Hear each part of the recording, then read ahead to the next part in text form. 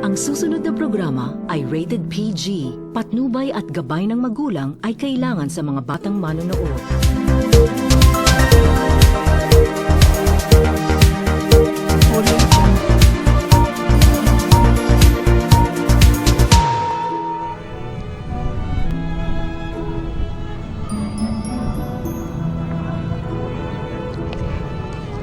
Society is presently affected by the accelerated changes therewith by different social issues happening within the society. Or Social partners have shifted from school to Sunday must given much to shoulder those consequences brought by these social issues which input the society's needs. However, as we live in the same society, undeniably we are independent of each other, where one move can affect the entirety of the system. Right at the fact, there are many primary individuals who are supposedly liable at this social Therefore, there is an urgent need to become socially aware of this issue because this is a social problem that we can prevent, but we cannot avoid of that will and disable society, including us. As this social problem arises, an extreme economic pressure and competition over limited resources arises thereto that the deplorable state of society where chaos abides people and upward harm in order for us. Nevertheless, a need of remedy to cure the ill and cannot attain through watching and waiting for somebody or a superhero to fight and carry the burdens and consequences of these social issues. Things do not just happen, things will probably time to come that will be affected, suffered for this social problem brought by these issues. Sufficient knowledge, we can easily adapt and adjust with the accelerated changes therewith by the latter. Can help citizens lie ahead and be able to counter the problem of this social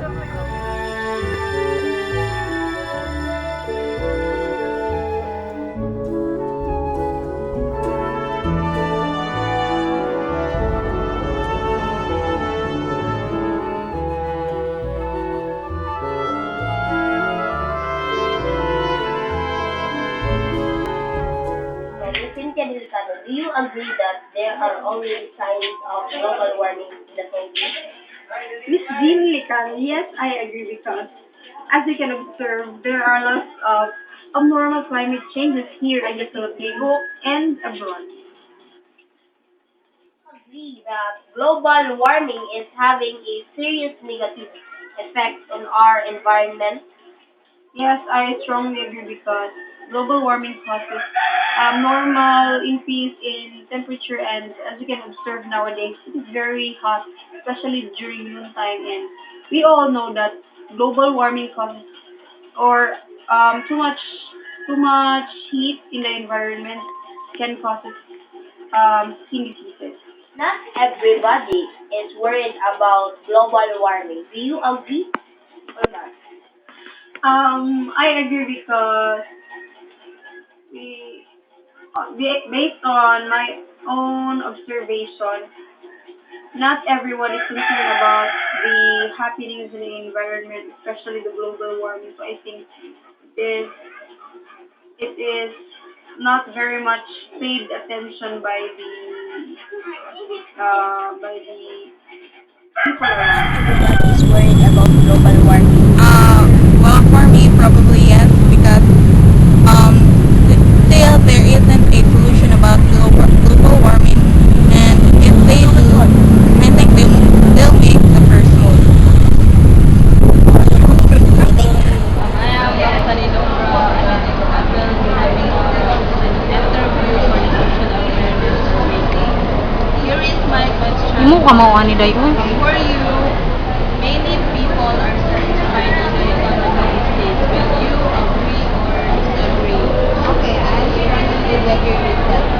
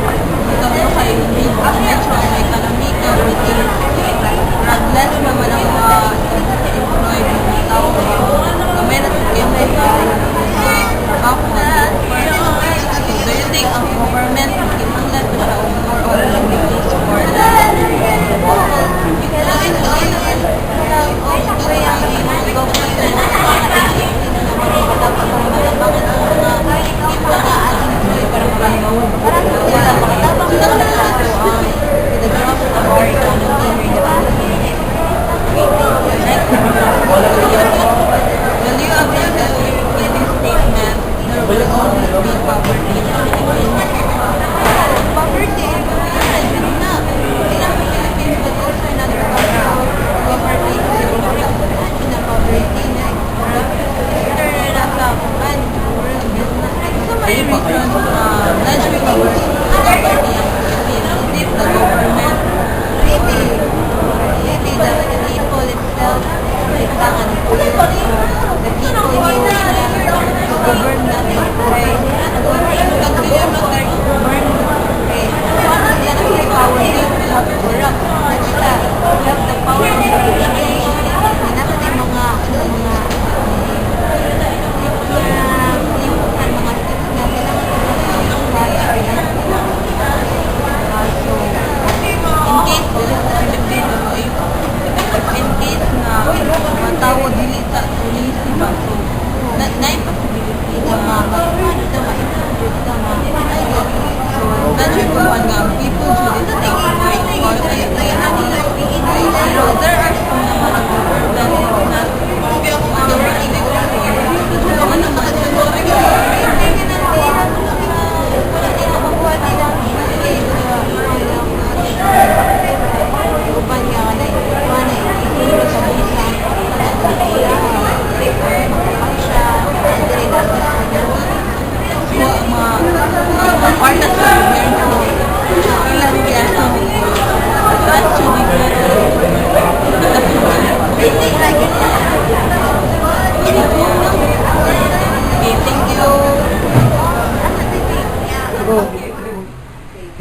Good evening, Ma'am. I am Roxanne Drumbra from the College of Teacher Education. I am here to interview you some of the questions from our social awareness survey. So my question, Ma'am, is do you agree that many people are satisfied with the economy these days? I disagree. Why do you say so, Ma'am? Because I have seen so many people around the street, they're begging, and some other people, those graduates people, those professionals, they're going abroad because they are not satisfied with our economy here in the Philippines. Do you think, Mom, that they are more comfortable when they have enough income? Yes. Why, Mom? If they have enough income, so they are more comfortable and they are having an easy life, and somehow they can buy anything that they want to. And if they are satisfied with their income, that means we will live a peaceful life and a happy life, and family can stay together without going abroad. Okay, thank you, Mom. Next is it necessary for us to strive hard to earn money for the high price of our economy? Of course, I agree. Why, Mom? Is Is it necessary for us to strive hard to earn money? Yes. Everyone must strive hard to earn enough money for the family so that they can augment their income and they can send their children to school and they can let them finish school so that they will have a happy life and improved life and the quality of living. Do you agree, Ma'am, that there are some people who are not satisfied with the economy, just like those mga lazy people sa streets na snatch ra or something?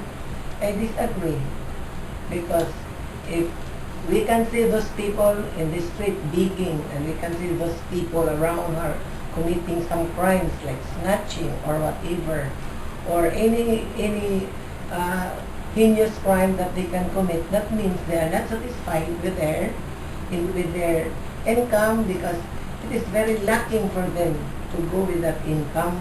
It's better to have an improved income or a higher income for them so that they will have a peaceful and a happy life.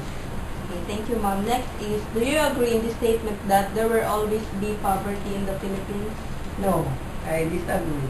Why, Ma'am? We can have an happy and we can have a life in the Philippines which is just like other countries if everybody will cooperate and will help, having work and their salary will be enough for them, and people are happy if they have, if they are satisfied with their income. So everybody must have work, and everybody must cooperate with each other, especially the government and the people around them. So, do you think, Ma'am, the Philippine government is doing something about this problem na there will always na-address poverty ang Yes, Philippines? I think so.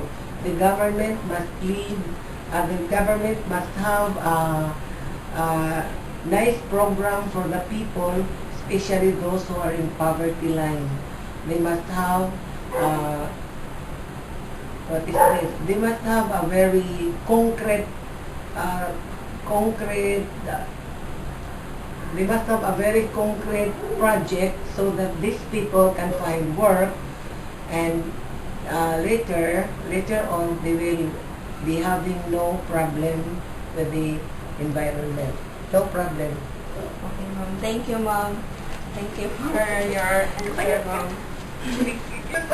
Katagas mo na rin kung kakana kung buhalag to kabuok. Ganun, dadaga naman. Saan pag-save tayo?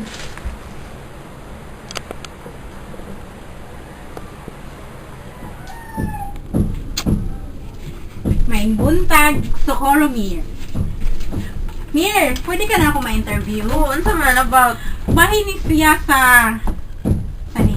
Kanang social issue na to ron ba? Kabalo ba ka nga? Daghan ba kayong mga problema ron sa atong environment, no? Ang first ako ipangutan na bahay ni siya sa kuan. English man good, di ko kasabot. Sige, okay lang sa man siya. Kaya siya is, women are responsible of prostitution. Mo agree ka ani or disagree? Para sa akong side, mo-agree ko na niya. Kay most sa atong community karon kay makita gyud na to nga ang rampant ang mga women compare sa men. Like for example, ibutan to sa Hongkira long before ang issue gid dito kay mga girl man gyud ang involved. So in short, mo-agree ko na niya nga women are responsible for prostitution. Ano na siya? Okay.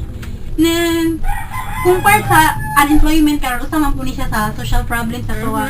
Sakto gid na. And then, as kanang usa ka sa mga involved man gid ka ani kay kita ka nangita mo yung tagtrabaho na ang akong pangutan is age affects employability ba? Agree or disagree? Para sa akong side again, agree ko kay syempre kung makita ka trabaho ang employer nimo ang tanang magina pila age nimo kay na magina sila kanang duration or span gani kung pila ka age ang lang dapat dawaton kay most sa atong employer ka nagipahita is from 20 to 25 kay sumagod kay with experience kay sumagod kung ikaw mangita kag empleyado man ka ang imong qualification di ay mayroon ka 35 usa pa maiyahan ka ng strength ana niya sa pagtrabaho so mangita kag bata-bata Yeah, dali ra po kay maabot sa 60 magbayad na. Di ba? O, muna siya. Mo-agree gid ko ana niya. Nga, age affects employability. Okay. Salamat kay Ma'am Socorro. Yeah. Thank you. Sir, what is your opinion about poor communication skills one of the reasons an individual will not get a job? Yes, communication skills is one of the mga tukunan na kita nagtrabaho. Hi, good evening. I'm Farah Busa. I am Antonio. I just want to ask you what your opinion. Do you agree that companies prefer hiring people with experience? Yes, I agree. For me, very advantage because he or she learns skills, flexible. It costs a lot of hire and train fresh employees, not cost of company near as much as. Okay. My second question is, what can you say that degrading values among the youth contributes to the growing number of teenage pregnancy? As I have observed from now, Just like what we saw, our teenagers, the lack of manners and disciplines, somehow it's rebuild, and don't want advice from his parents. Okay, thank you so much. Opinion about the degrading values among the youth contributes to the growing number of teenage pregnancy. As of now, just like what we see, what we saw, I mean, rather, just like what we saw in our teenagers, lack of manners and discipline, and rebelled, not want to advise from his parents. So, could be, wish be accordingly. Okay, thank you. Thank you so much. Mapana.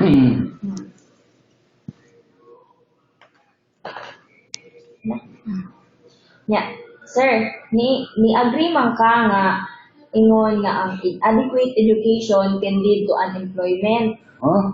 Para nimo, ni agree man ka nga inadequate education can lead to unemployment. Unsa may para nimo nganong ni agree man ka na ang inadequate education can lead to unemployment? Kani, Lack of. inadequate education can lead to unemployment. Oh. Nganong para nimo agree man ka? Oh. Kay ang kumpanya mo employ man o qualified applicants. Dili sila mo hire bisag pinsa. So, kung inadequate education can lead to unemployment. Oh, I agree. Kay kinsa may mo hire o puwang sa kahibaw, kaalam. Oh, nasunod. Nya para nimo mo usa na siya sa major nga cause sa unemployment para nimo. Ang cause Ang of inadequate education para nimo unsa ba na siya? Major para di unemployment. Unemployment.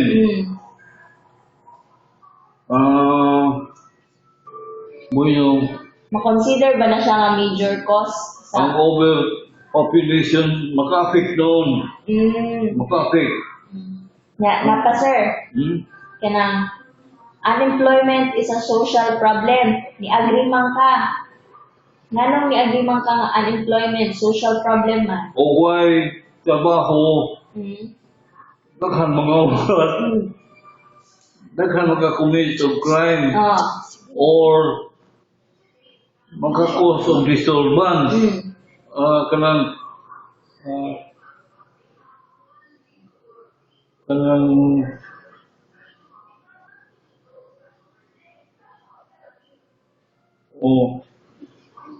kayo na-employed, di naman ka-cause of trouble kaya suman sa trabaho. Nga hindi ka mag-save doon na kwarta. So minus ang kuan, ang trouble kung doon na employment. Sige sir, moro to akong pangutana sir.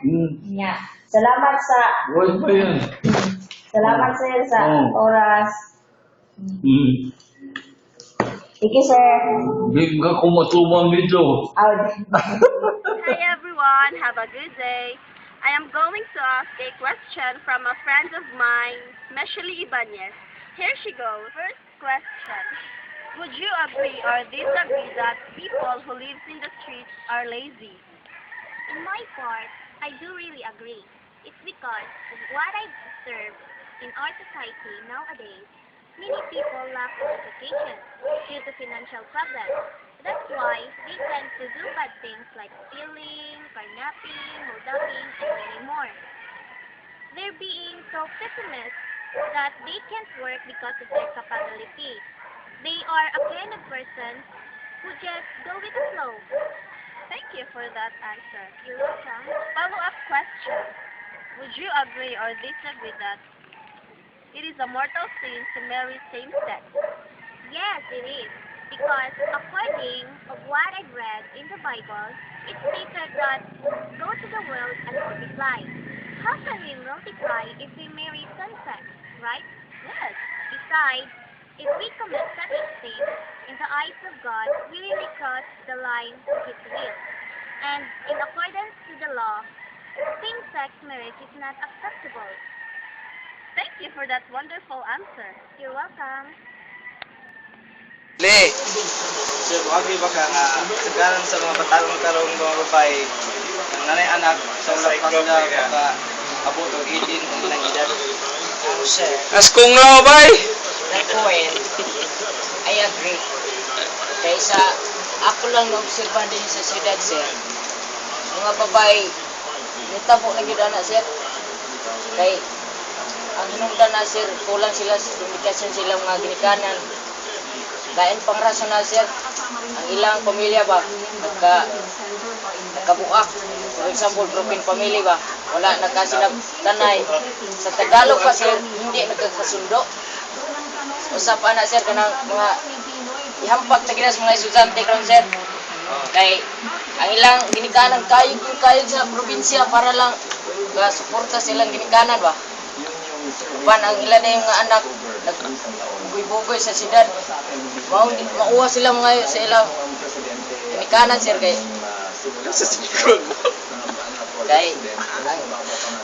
mauwa na sila si pangayo ba. Mao ang ilang pangitarong nga sama ka nang magkuan na sila ba, sudan mga barbar niya magpilabot. Ya ang maro-maro mga laki, sir, kay lagi ang babae sa tuyo na tong mga lalaki ang parang babae ko ano gyud hibaw ng guro kasi ray. Kay ang uban anak imo nila i-withdraw ana i-deposit sa mao na, sir, nagkuan kay ako na obserbahan, sir, ang akong ex-girlfriend ba kasuway na maol ginang naka-obserba, nakasulti ko ni wana tanga. Bumara, sir, ako nga kuhan. Sige, sir, salamat. Boss Wang, nasubos. Salamat, sir. Okay, sir. Boss Wang. Sir, wagi ba ka nga ang pagkawan trabaho karon mo inungdan sa pagkadagan sa tao? Mag-rate kayo sir. Base lang sa una observeran sa ang barangay. Kani mga way trabaho mo nagkani mga paan na kayo. Kani mga sa mga trabaho pa nagsara busy gid lang. Manang dili gid la ka wano atag mga tayo man ilang sa niya bata na sir ba. Nasang sa mga squatter, sir. Na sa garan sila walay trabaho. Nagindi anak. Munang isa sa mga na mo agree ko na kanang trabaho nga. Wa ang topic guys. Okay, sir. Salamat kayo, sir. Ang atong katilingban karon ni atubang sa mga dagkong issues. Issues nga kung asa bisan pa atong talikdan dili jud nato kaya kining kalikayan.